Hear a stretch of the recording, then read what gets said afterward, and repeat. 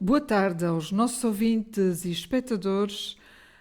Eu sou Anabela Luís, sou coordenadora do Centro Qualifica de Cister e estou aqui após um interregno um pouco mais longo do que estava previsto, porque quero retomar as entrevistas às personalidades da nossa terra. Cumprimento então os nossos ouvintes e seguidores e dou-lhes as boas-vindas a mais uma emissão do nosso programa Diz-me o que lês. Transmitido aos domingos às 20 horas na Rádio Cister e em podcast no site da Cister FM, quando quiser. Hoje vamos entrevistar Ana Tércia Inácio, que é técnica superior em educação social e autora. Boa tarde, Ana Tércia. Olá, boa tarde. Obrigada a ti e a quem tiver disponibilidade de me ouvir. Cá estamos e vamos ouvir, e primeiro vamos ouvir algumas coisas sobre ti. Nasceu na Nazaré, mas é de Alcobaça, licenciada em Educação Social, com frequência do mestrado em Educação, e tem forte gosto pelo teatro, encenando, pisando palcos, criando e dando vida a curiosas personagens. É apaixonada pelo imaginário e pelas histórias. O seu primeiro livro foi A Contadora de Histórias e foi publicado em 2014. Posteriormente foi transcrito para Braille e já sei que vamos poder falar sobre esse livro porque trouxeste-nos um exemplar. Já vamos falar sobre isso mais tarde. Tem vários poemas publicados em antologias poéticas em Portugal, mas também no Brasil. É presidente da ALMA, dos Amigos das Letras, das Artes e da Cultura de Alcobaça. Integra ainda o grupo SOS Contadores de Histórias.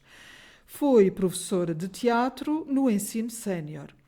Tem 2 livros que a apaixonam: O Príncipezinho de Saint-Exupéry e A Morte de Quincas Berro de Água, de Jorge Amado. Na Tércia, na tua nota biográfica, referes uma história curiosa que eu deixei que tu voltasses a contar agora e que está relacionada com o teu pai. Está certo, vamos lá ver. É que eu escrevi, pensava que ias lê-la, porque eu conforme escrevo, às vezes penso. Mas posso ler se tu quiseres. Preferes que eu leia? Eu posso ler, não tem problema. Saiu-me assim. Ok. Eu pensei, como é que me vou apresentar? Olha, vou apresentar-me como o meu pai me dizia que eu nasci. Então é quase como o Bolsonaro. Ele também nasceu de uma maneira, não é? Nasceu quando a mãe foi pedir queijo ralado à vizinha, ele nasceu. E eu nasci como... Então vamos lá ouvir essa história que eu vou contar, sendo assim, de acordo com aquilo que tu mandaste. No dia 19 de março de 1971, o meu pai vinha do Porto, conduzia a alta velocidade, a polícia mandou-o parar e tirou-lhe a carta de condução. Ele pediu aos polícias que ficassem com o que quisessem, mas que o deixassem seguir para a Nazaré, pois tinha lá deixado uma mulher e já lá tinha 2. Era eu, diz Ana Tércia, que já tinha chegado, nascia já com uma história para contar. É isso, não é? Então, mas diz-me, esta história que marca o teu nascimento e que com certeza já referiste mais que uma vez, em alguma medida influenciou a tua trajetória como escritora? Por acaso eu nunca tinha referido. Foi só, não? Lembrei-me para ti. Pensei, o que é que eu vou dizer de diferente, que nunca tenham ouvido, e então lembrei-me da apresentação ser assim. É assim, o meu pai tinha 2 características, as pessoas que se lembram dele. Era uma pessoa muito autoritária, mas com muito sentido de humor. O sentido de humor, como é que ele me marcou? Se calhar marcou-me mais na parte do teatro, porque o meu pai era uma pessoa que nos levava ao Parque Mayer, pronto, que incentivava as artes, cantava, fado, pronto, era uma pessoa assim, mais pela arte. Ele cantava fado? Assim, não estou a dizer que cantava bem, mas cantava e custa-me muito às vezes, por partes que nós vamos ter, não é? A entrevista é contínua e se falarmos dos Amigos das Letras, pronto, o meu pai, quando aparece algum fadista, ou a Carla, ou a Luísa, ou quando cantam, eu peço sempre, Deus queira que eles não cantem a Carla, Deus queira que eles não vão cantar, porque já não é a primeira vez que eu estou a apresentar qualquer coisa e depois não consigo e desfaço-me em lágrimas porque não dá, as nossas emoções, pronto, e o fado é, mesmo ir aos fados, para mim, tenho que me preparar antes, porque vai buscar muitas memórias. Vai mexer nas cordas mais íntimas, não é? porque mesmo no carro, nos carros ele tinha CDs, era tudo fado, ou então músicas de humorísticas, e pronto, era sim. O que a mim, a tua questão Era relativamente à influência que este momento teve enquanto escritora esse momento para eu ti. nunca pensei nele a não ser Desta vez. desta vez. Portanto, Sim. creio que se tiverem no ADN, mas a minha parte de contação de histórias e de histórias, eu acho que vem muito pela minha avó materna. Ok. Pela minha avó materna. A tua avó gostava de contar histórias. Minha avó materna era uma pessoa que contava pela ancestralidade que as histórias têm. Então é assim, tu imaginas, tipo, as histórias mais medonhas que possam existir, mais terríveis. A minha avó contava a lareira acompanhada com ou chouriça, ou morcela, ou uns ovos mexidos, umas torradas e uma história. E Então havia alimentos a acompanhar a história. Tudo, alimentos para tudo. Só que as histórias era assim. As histórias prepararam para duas coisas. Primeiro, eu até acho que depois, mais tarde, no divórcio, as histórias que a minha avó me contaram tiveram uma influência incrível, porque aquilo era tão mau, era tão... Tu tinhas que dividir duas partes. Uma parte é a realidade, outra parte é a fantasia. Ficavas preparadíssima para distinguir umas coisas da outra. A outra solução era fazer xixi na cama à noite, que é porque muitas pessoas diziam que com estas histórias que poderia resultar. Portanto, preparava-te para uma realidade difícil, porque a vida não é cheia de facilidades, não é? As nossas vidas são todas, acredito que toda a gente com muita dificuldade, e mais nestes tempos que agora duram, e as histórias prepararam para isso. Outra coisa que as histórias fazem, para além de separar a realidade da fantasia, é dar a tal força. Portanto, Exato. tu ficas com uma estrutura com força. Que é assim, vou dar um exemplo. Com a oralidade, ela dizia, nós estamos quase próximos das bruxas, no tempo das bruxas, então ela contava muitas histórias de bruxas. Então ela dizia, havia aquela reunião de bruxas, com as vassouras, e então a chefe das bruxas dizia, voa, por cima de toda a folha. A minha cabeça começava logo a imaginar, para voar acima de toda a folha, quer dizer que elas voavam pela parte das árvores, quando as árvores acabavam, no fim de acabar as folhas. Portanto, se calhar as bruxas tinham que ter motores, daqueles motores nas vassouras, então como é que elas vinham? Já depois, estava a tua imaginação a funcionar. E depois pensava, eu começava a rir, ninguém se ria, todos cheio de medo, eu a rir, porque começava a imaginar, mas elas vão ficar todas esparrapadas quando acabar o combustível, ou quando acabar a força da vassoura, vão cair, vão picar-se todas, vão ficar todas picadinhas. Depois imaginava aqueles cabelos, aquelas coisas todas. E é daí que nasce, ou pelo menos que surge a tua veia, eu acho que daí imaginativa e criadora. Sim, eu acho que daí que já vinha muito, que foi muito esmiuçada. Embora as histórias fossem terríveis, tu imaginas uma mula sem cabeça, não é? Se tu conseguires imaginar uma mula sem cabeça, vais imaginar o quê? Já cerou, ainda tem sangue. Como é que é a cabeça? Se não tem a cabeça, como é que é a mula? O que é uma mula? Naquele tempo eu vivia a diferença da aldeia e da cidade. Eu vivia numa cidade onde havia já água encanalizada, lá não havia. Luz elétrica havia nos dois lados. E nós agora também vivemos num mundo em que a imagem tem muita influência. Eu estou a ouvir e estou a lembrar-me que no nosso tempo de crianças não éramos dominados assim, não éramos, digamos, bombardeados com imagens, com vídeos, com informação visual da forma como somos. Exato.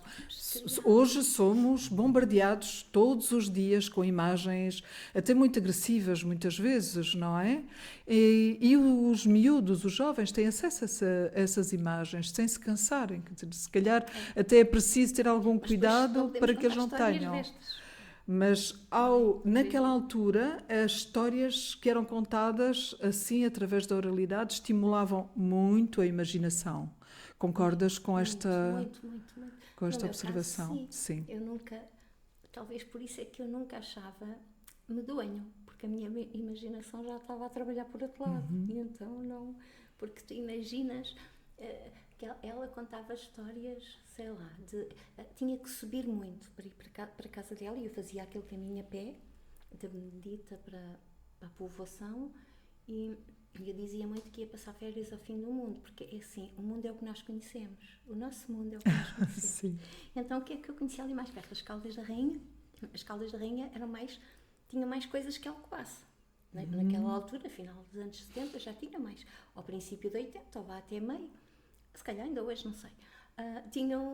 Era mais evoluído, tinha mais oferta, tinha mais sutiãs para as senhoras, tinha mais coisas.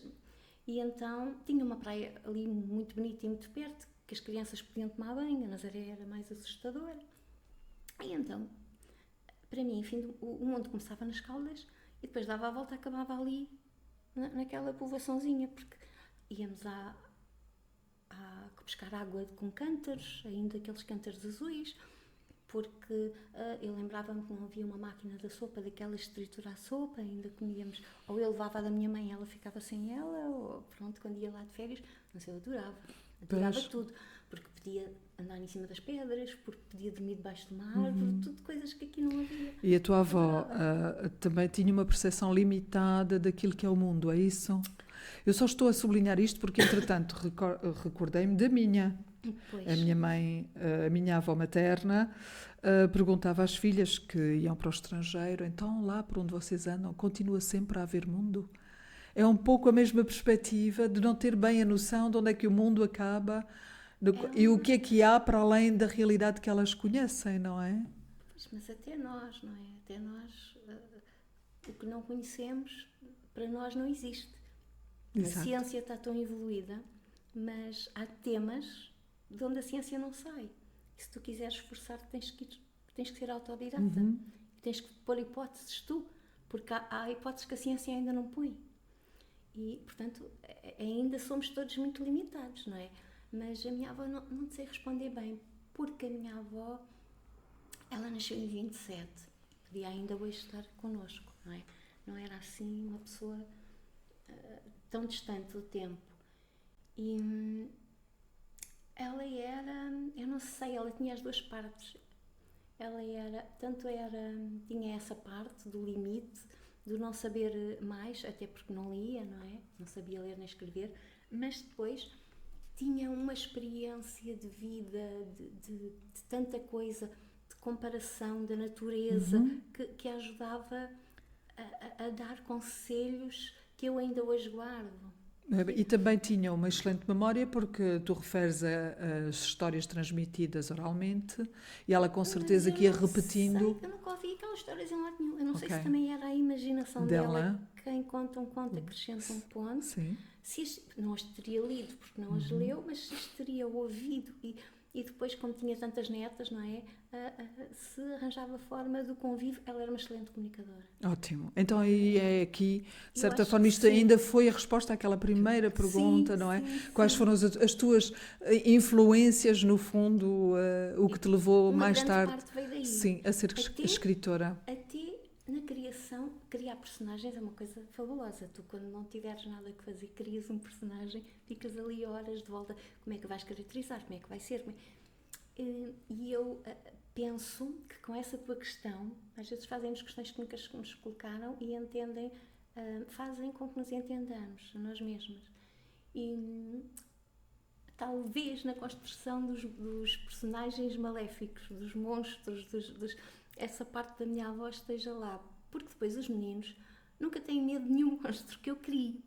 Os monstros para eles, os monstros, no caso da Isabela, o monstro verde, eles acham que ainda há esperança, ele ainda pode ficar bom, ainda pode haver um outro livro e aquele monstro ser a história na perspectiva dele e não da sereia. Portanto, o monstro alterar e transformar-se, porque no fundo a humanidade é assim, é feita de transformação e é feita depois os leitores, principalmente quando são crianças, porque são cheias destas memórias, destas vivências do ouvir e do voltar a fabricar e de transformar, são fabulosos e reinventam-te.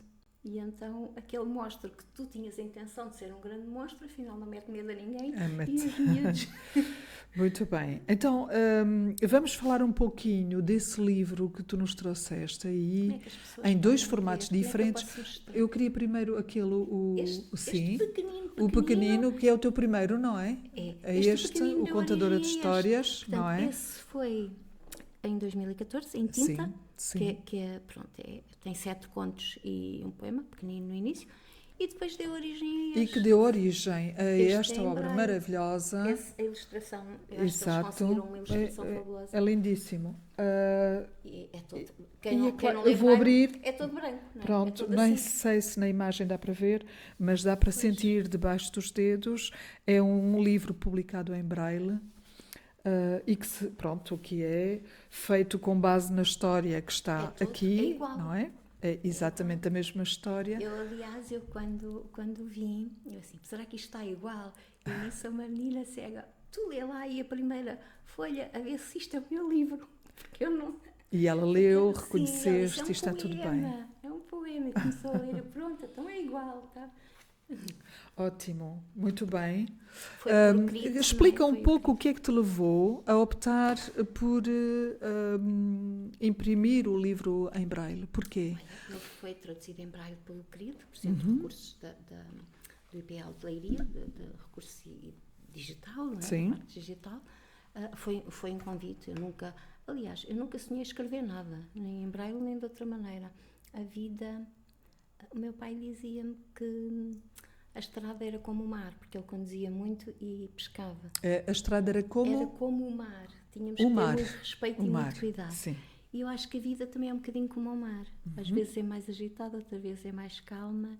E às vezes surgem ondas que nós abaixamos a cabeça e deixamos passar ou enfrentamos. E às vezes, se enfrentarmos muito, damos-nos mal com elas. E aqui foi um convite que eu não tive que fazer nada, só tive que dizer que sim. Pronto, não fiz nada para que este livro acontecesse. É sim, eu sou educadora social de base, como tu já disseste. E então a educação social faz-me olhar como uma grande porta aberta por onde todos entramos. Okay. Não é? A parte mais vulnerável do ser humano, que socialmente seja mais aceito. Portanto, tudo o que trago, as escolhas de livros que trago, tem a ver com a minha essência. E a minha essência, esta profissão foi escolhida porque a minha essência é assim. Lembro-me de ser pequenina e estar sempre do lado dos mais fracos, e as minhas colegas na escola brincarem muito comigo, e até situações que as chamam de bullying, e dizerem, mas porquê é que vais para aqui, não vens connosco, porquê é que tu preferes ir com estas meninas que vêm da aldeia e não vens ter connosco, que somos de cá? É assim, eu sempre gostei de estar do lado de quem menos tinha.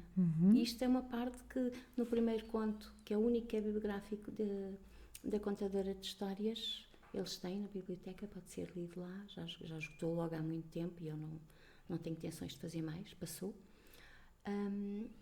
Tenho a história de Zé da Moita, que é precisamente de um senhor que pedia esmola, e era um dos meus amigos, cá de Alcobaça. Aliás, eu era amiga de todos, de Tibúrcio, adorava ir para a escola, encontrá-los, e eles iam-me pôr à escola, iam-me buscar, e depois os meus pais, nem bem não, mas o meu pai ralhava muito comigo, e tenho histórias às vezes. Então é o teu lado mais empático que te leva é a minha essência, a estar atento às necessidades essência. Dos outros, não é? E esta porta grande por onde todos entramos, temos de entrar todos. Os com cadeira de rodas, os que bebem, os que fumam, os que têm dependências, a parte mais vulnerável social, aqueles que têm necessidades especiais, temos que entrar todos por aquela porta.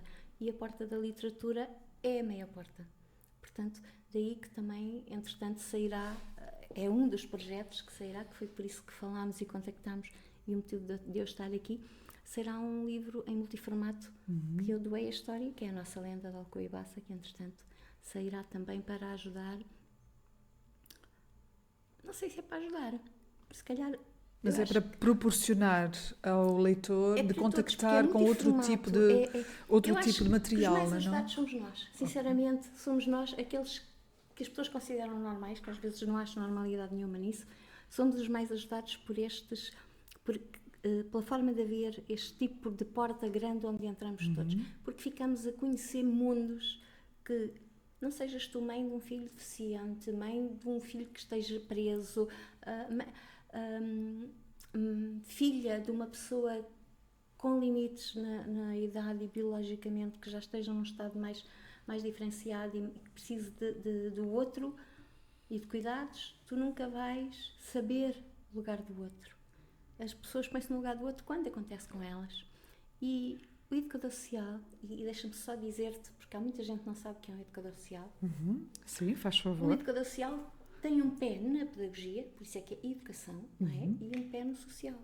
Portanto, tudo o que eu tento fazer tem objetivos pedagógicos, de educar. Daí também na literatura, pronto, educar pela diferença e por quem não vê, não é? Exato. E então, o que eu te queria aqui referir era que, e se calhar eu já te falei nisso, nós de vez em quando recebemos telefonemas, e um dos telefonemas que nos chegou de um ouvinte do podcast foi precisamente a perguntar porque é que nós nunca tínhamos livros em braille. Exato. E eu achei muito curioso este pedido, porque ele é raro pedirem que façam a divulgação de livros em braille. Olha, E fico feliz pelo facto dele aqui estar hoje. Pronto, este meu livro em braille está na Biblioteca de Pataias, que eu me lembro que agora já foi há tanto tempo que eu também já não sei, mas tem Maiorga, tem Pataias, esses têm, podem pedir. Na biblioteca. Se as bibliotecas Sim, fizerem. Pá, isto está em mais sítios, mas eu não me lembro. Já não me lembro. Mas muito obrigada por teres trazido. Não sei, foi os que me pediram, porque não foram feitos muitos, porque é muito caro. E para quem nos ouve na rádio, o livro é A Contadora de Histórias, de Ana Tércia Inácio, e com a ilustração de Ana Mateus. Que é a única coisa que tu lês aí. Sim, que eu consigo ler. É o que está negro, mas Exato. aqui pode ler-se mais. Muito bem. Então, nas histórias que tu escreves, a tal história com E, sim. Quais são os teus temas favoritos? Que é a história de desculpa. Eu às vezes interrompo e depois, quando ouço, digo assim, eu não devia ter feito isto, mas faço sempre, faz parte de mim. História com E, porque não é história com H. Porque história com H, eu liberto para aquelas pessoas que usam a história para contar coisas que aconteceram, de factos. História com E, porque é quase tudo inventado, é quase tudo fictício. Então, daí...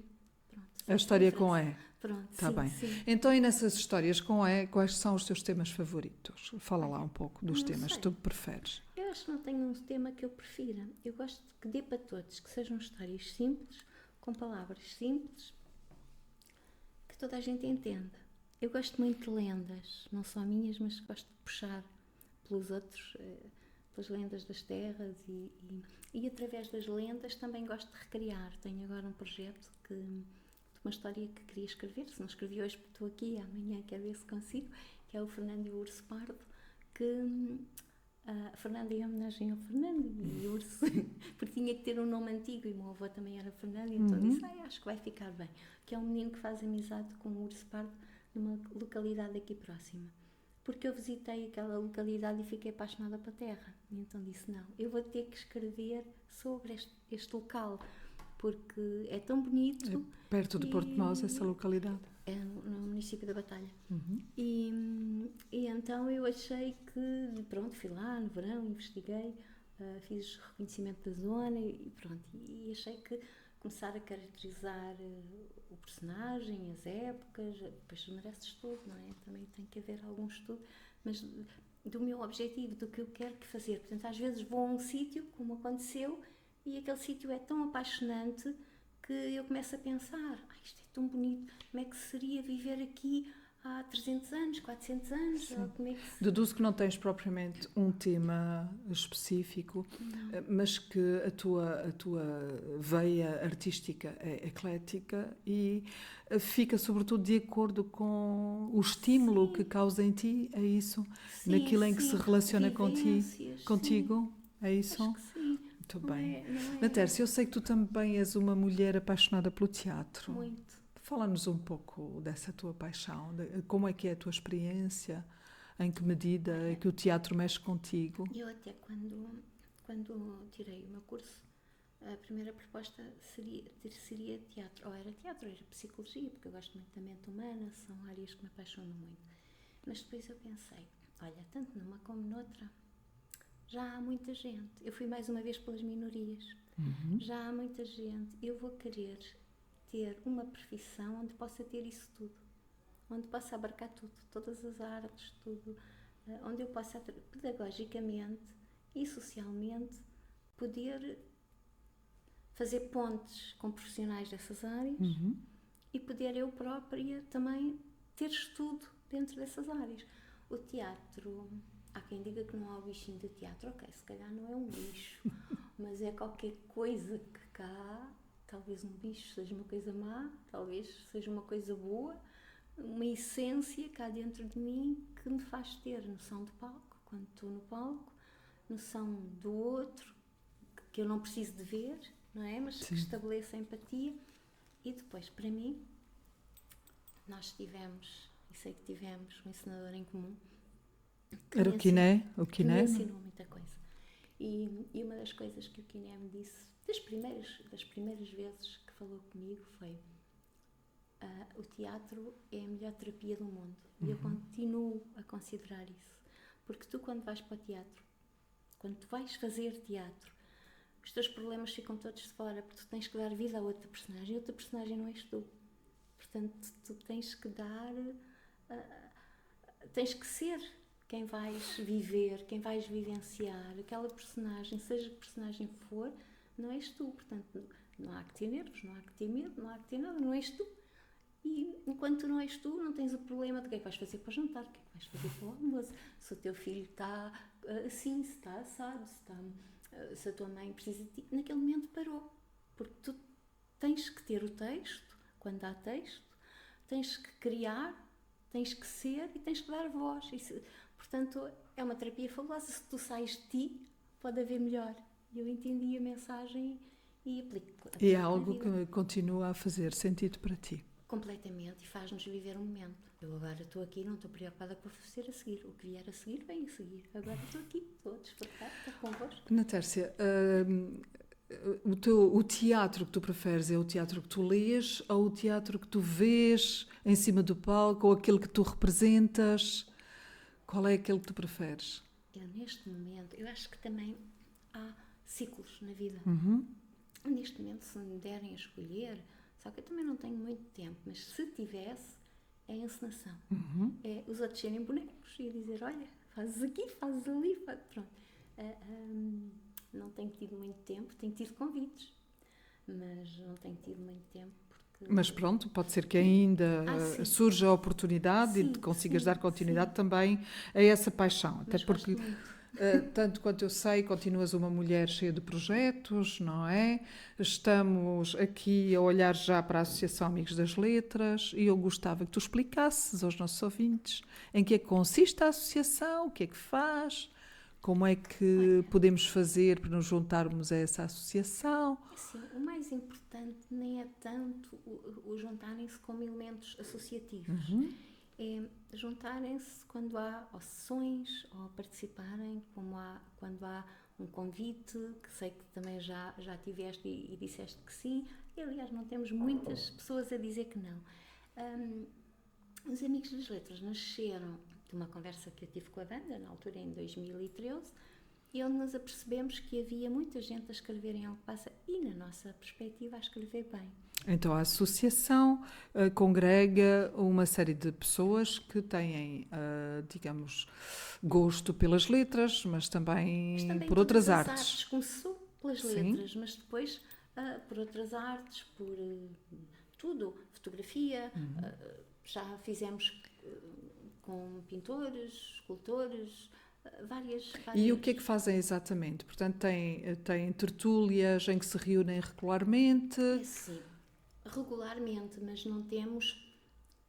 uma das coisas que eu acho que é por isso que ainda existimos, vamos fazer 11 anos no dia 26 deste mês, vamos festejar... Então vai haver festa? Vamos festejar na Nazaré, na Biblioteca da Nazaré. Muito bem. Naquela biblioteca mais pequena. Mais pequena? Na coletividade, é uma coletividade popular, mais pequenina, que é que organiza aquele verão, o verão grande dos livros, cá em baixo. Sim. A feira de livros. Sim. Pronto. E no dia 26, às 21 horas, vamos nos reunir. Trata-se de um evento aberto ao público? Sempre. Ou... Okay. Sempre aberto ao público, sempre sem custos e nunca sabemos quem aparece. É a liberdade de tu poderes ser. E o que é que eu acho que é diferente e que nos caracteriza? A leitura em voz alta. Para além da divulgação de artistas e dos músicos e de tudo isso, e de escritores, a divulgação da leitura em voz alta, eu acho que é algo que se foi perdendo e que é muito, muito importante. Porque tu trabalhas, a prática de ler em voz alta, tu trabalhas uma série de coisas. Para já, estabelece imensos vínculos afetivos, não é? Nas pessoas. Cada sessão que nós temos, encontramos sempre pessoas diferentes, novas ou mais antigas. Algumas vão-nos deixando e isso para mim tem sido muito difícil, porque a morte é algo que a nossa sociedade não nos prepara, nós temos de nos preparar. E a morte de quem gostamos e de quem lidamos é assim. E temos de nos despedir das pessoas, mas continuar, porque essas pessoas iam gostar que continuássemos, não é?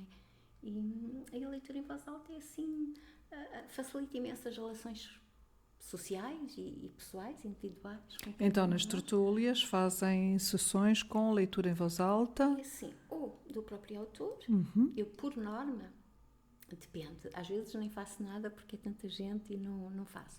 Quando há tempo, ou posso dar a conhecer, porque dar a conhecer trabalho nosso é bom, não é? Ler. Aliás, este livro, A Contadora de Histórias, nasceu porque me perguntavam, então onde é que podemos ler as suas histórias? Eu, olha, se calhar está na altura de poderem ler fisicamente, porque só lia eu nas nossas sessões.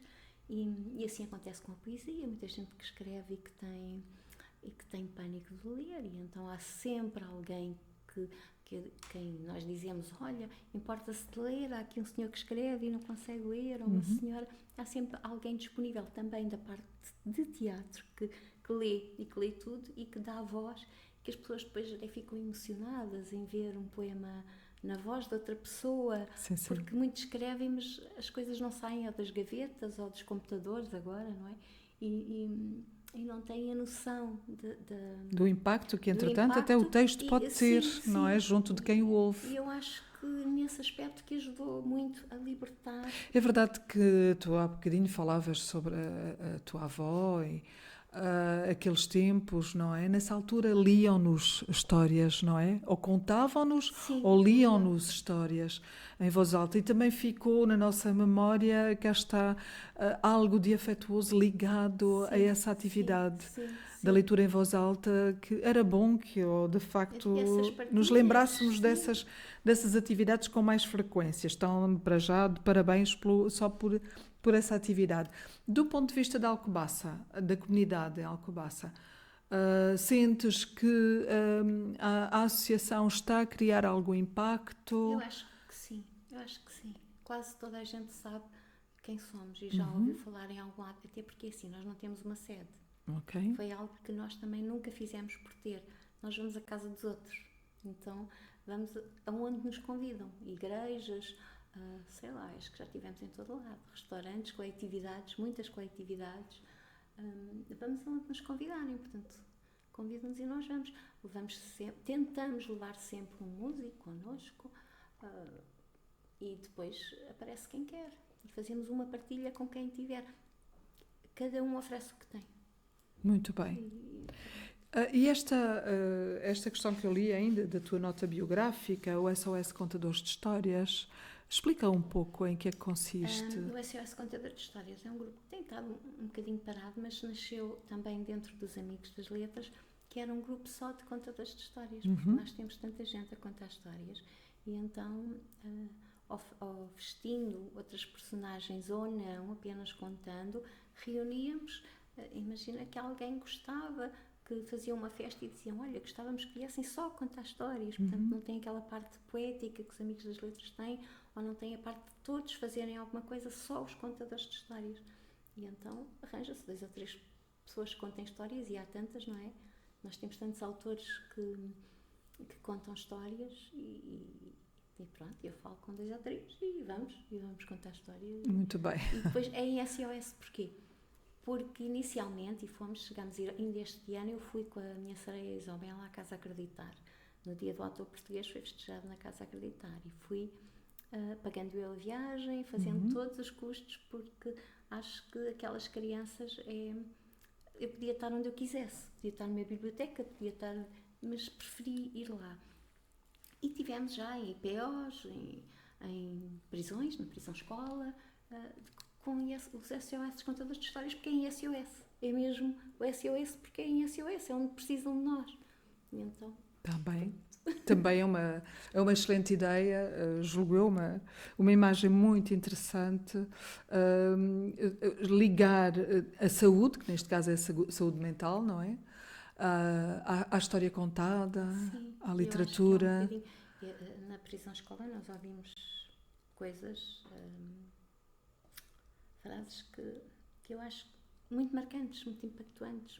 Talvez tivesses tido ocasião na prisão-escola de contactar com situações em que pronto, existem candidatos a reconhecimento de competências, não? Não sei se tiveste essa oportunidade. Estou a falar da aprendizagem ao longo da vida e de como isso pode eventualmente contribuir para melhorar a vida de quem opta por continuar a aprender. Nós, como tínhamos tempo limitado, não é? Nunca soube muito bem. Eu vi isso que estás a dizer, vi depois por fora, quando acabavam as nossas partilhas, não é? O estar com eles, via que isso existia, mas nunca falei diretamente com eles, porque aqui o que importava, na altura, foi também a constituição da biblioteca deles. Eles terem contacto com o livro. E depois eu senti que eu contrariei tudo um bocadinho do que me pediam, para não fazer isto, para não fazer aquilo. Eu não sou capaz. E então assumir o risco de estar ali por estar e por dar aquilo que tinha para dar. Não se podem dar abraços, demos abraços porque eu não consigo não dar, e principalmente se nos pedissem. Gostei tanto de si, gostei tanto de falar contigo, se pudesse eu gostava de lhe dar um abraço, e não podes, porquê, não é? Eu acho que também somos um bocadinho responsáveis por nós e pelo que andamos cá a fazer, e então podes sim, porque aquela pessoa podia ser um filho meu, podia ser um sobrinho, podia... pronto, e é tal coisa de não ter que ser, eu não ter que ter alguém naquela situação para dar valor àquele ser que está ali, não é? Depois eu interrogo-me, eu não sei porque que aquelas pessoas estão ali, aqueles jovens estão ali, mas estando eu numa situação emergente, se calhar eu era capaz de roubar se tivesse fome. Se calhar eu, se tivesse um irmão mais velho ou mais novo numa situação de perigo, eu era capaz de matar. Não é?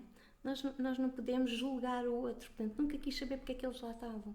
O convívio foi sempre feito de igual para igual, e eu acho que isso nos trouxe coisas maravilhosas. Vimos sempre muito mais ricos com essas partilhas. Por isso, essa parte, eu sei que existe, isso tu estás a dizer. Sim. A aprendizagem ao longo da vida, implementado nas prisões. Pois, eu sei que existe, mas não tive. Eu estava tão presa a outras coisas que soube que existe, sabia até porque eles faziam no bar, tinham foi-me dito pelo diretor da prisão na altura, mas eu nunca... E qual é a tua opinião sobre isso? Sobre a aprendizagem ao longo da vida? A aprendizagem ao longo da vida em sítios assim, difíceis, não é? A vida é contínua, é para todos. Quem cá está, quem está vivo, vive. E quem vive tem de aprender. Para mim, a morte é estar vivo e não querer aprender. Eu lembro-me que há uns anos atrás, e tu também, provavelmente, há uns anos atrás tirava-se um curso e dizia, pronto, estou arrumado. Eu já achava isso naquela altura triste. Redutor, não é? Já achava triste ouvir isso. Se for agora, é mais que triste, é pobre. Agora, se calhar já não ouves isto, não é? Porque ainda é muito difícil manter-se atualizado sem uma formação regular. E é do pior, é do pior que pode ser, porque nós vivemos numa época transformadora. Se voltarmos, quem era vivo já há 20 anos atrás ou 30, e olhar para trás, vê o progresso que houve, a todos os níveis, e morre quem não lê, quem não viaja, quem não... E é assim, pode não haver, tu podes não ter dinheiro para fazer grandes viagens, mas um livro faz-te viajar. A leitura é a fonte mais transformadora que eu conheço. Depois tens o teu trabalho na Qualifica, tens as universidades séniores que me ensinaram imenso E com as quais tu também colaboraste, não foi? Colaborei e gostei muito e achei que, para mim, era uma obrigação. Porque aquela geração de 40, ainda alguns de 30, que foram meus alunos e que lá estão, ensinaram-nos realmente o aprender ao longo da vida. Foram eles que nos estão a ensinar que aprender é desde que se nasce até que se morre. Porque nós estamos sempre a aprender e se não tivermos... Eu até te digo mais, eu acho que doenças degenerativas, doenças mentais, o que dizem o Alzheimer ou a Parkinson veio-me tirar isto. Será que veio? Será que a pessoa tinha isso para tirar? Isto é uma questão que eu deixo. Sim. Porque o que nós aprendemos com amor, nós temos histórias. Há um vídeo que passa de uma bailarina, que era bailarina e que tem Alzheimer, mas põe música e ela quase que faz ali uma dança... guardou com amor, aquela aprendizagem foi o que nós guardamos com amor. Será que nos tiram? Pois provavelmente não. Julgo que, aliás, aquela expressão do aprender de cor é uma palavra cuja etimologia vem do latim e que está, obviamente, relacionada com o coração, não é? E tudo aquilo que é feito com o sentimento profundo, fica para sempre, fica para nós. E ninguém nos consegue tirar. Eu vou aproveitar essa ligação ao coração para te fazer esta pergunta, Natércia. Eu quando olho para ti, eu não consigo desligar-me das personagens das quais tu falas e como também já li algumas das tuas histórias, lá estão as personagens à tua volta. E eu gostava de saber se, no meio dessas personagens todas... Quem é a Natércia?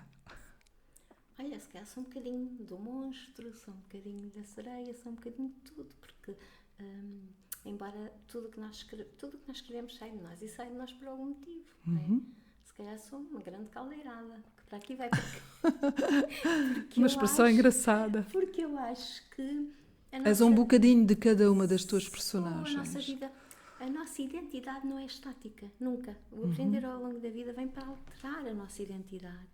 E tu começas a fazer uma coisa nova, a tua identidade vai alterar.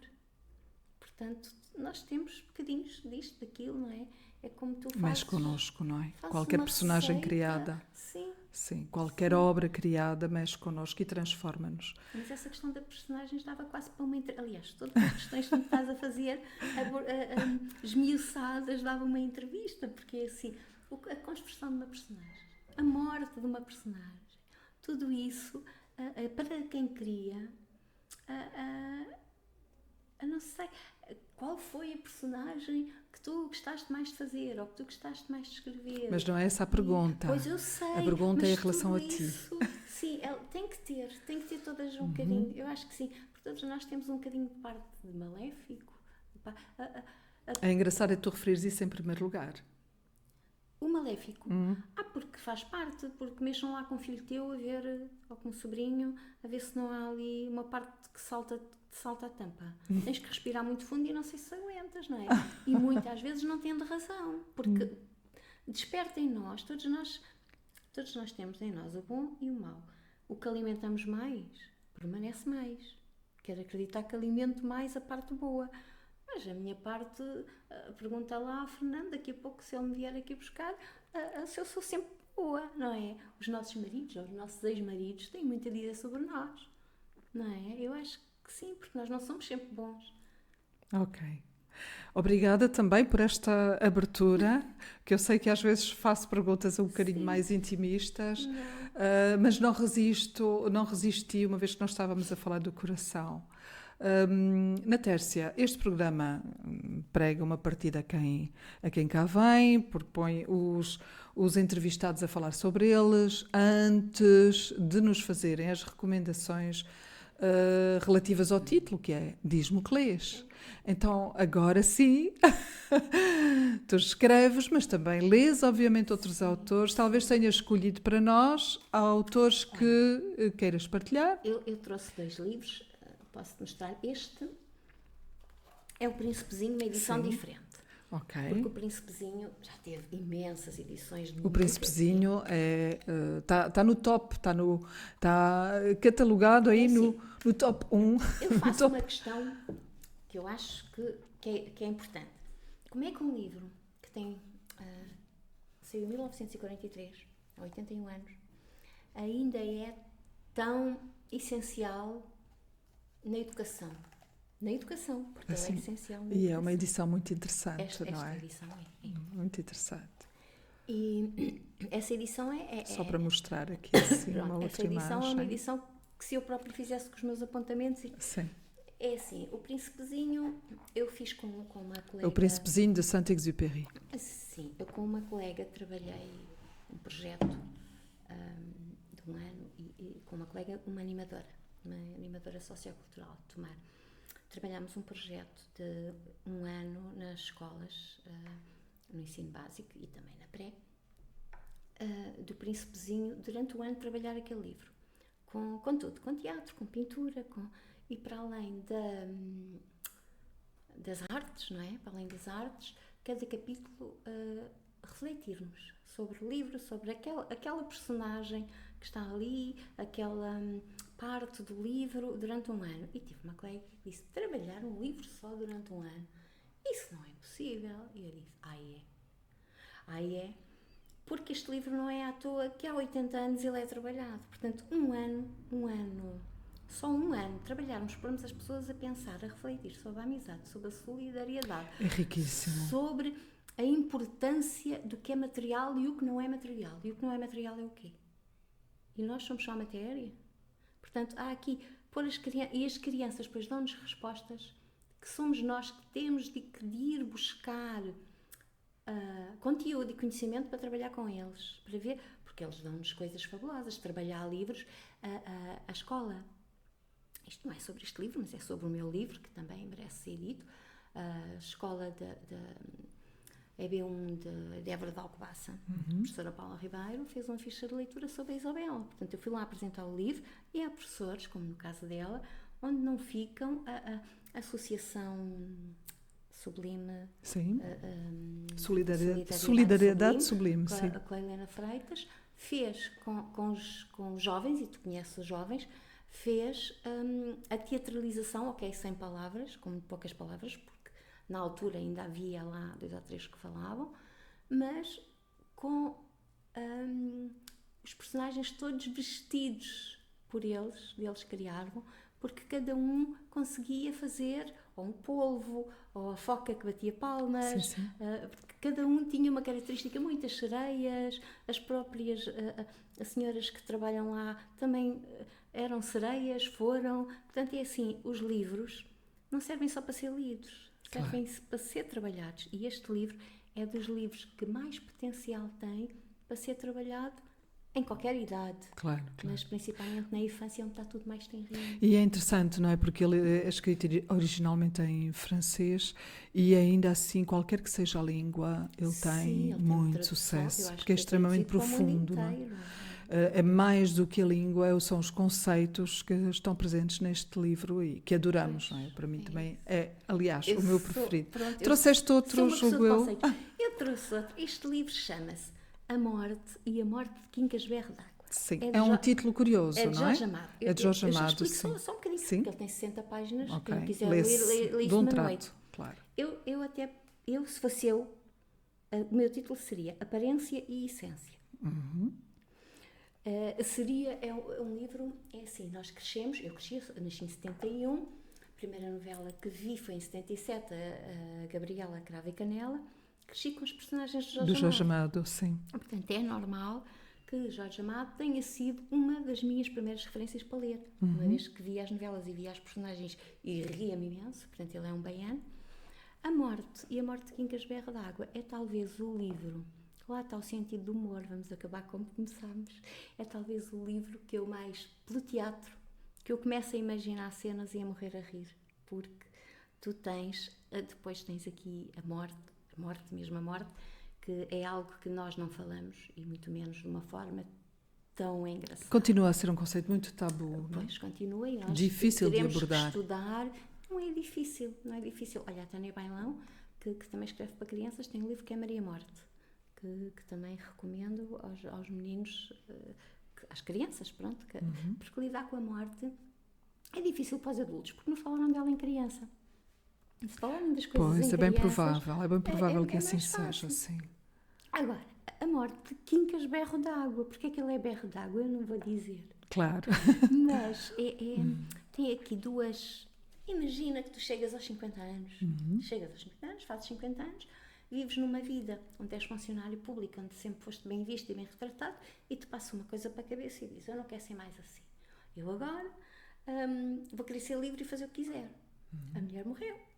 As filhas existem, ficam lá na vida delas e eu vou beber cachaças, vou fazer o que quiser da minha vida, porque a vida é minha e o resto da vida eu quero ser diferente. Então ele põe aqui duas partes da sociedade, na Bahia, não é? Duas partes da sociedade muito diferenciadas. Os bêbados, os excluídos da sociedade, porque fazem o que querem, lhes apetecem e têm que ir buscá-los à prisão porque estão bêbados.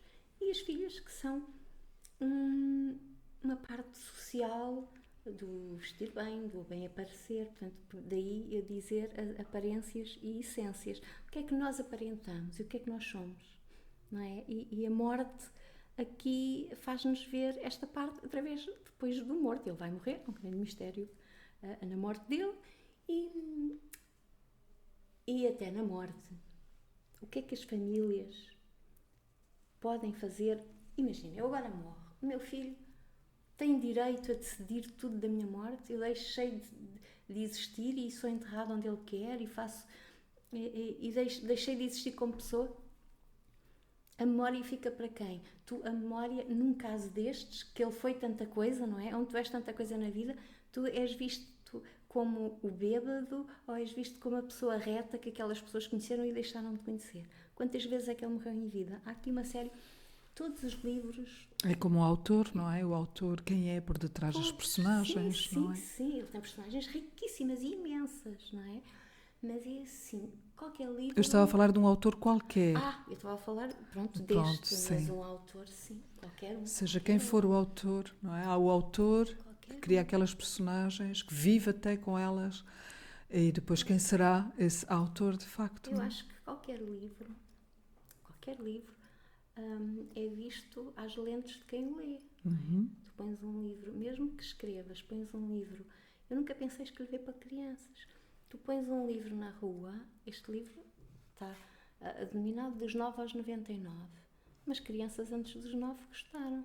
É assim, não... Pões um livro na rua e ele ganha parte, vida, ganha vida. Que ganha vida, que não é teu.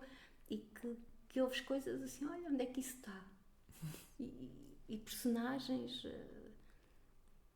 Eu nunca pensei, por exemplo, que a Isabela fosse um livro que fosse escolhido pela parte inclusiva, pela parte da escola inclusiva. Para mim aquilo era a normalidade, não era para nada chegar, de especial na tua opinião, mas que se transformou numa obra especial assim em muitos não era setores. Para crianças, não era, olha, tu escreves e pões no mundo e publicas e depois é o que for. Então, mas isto é um pouco como a maternidade também, não é? Os filhos são a nossa imagem, sem dúvida alguma, mas depois crescem e são quem eles querem ser, de certa forma. Às vezes não são nada como nós queremos que eles sejam. Ora, cá está. E uma obra é sempre... que fosse aquilo que o meu pai queria que eu fosse. Não? Muitos, imensos. Uma obra é uma criação e comporta-se como tal.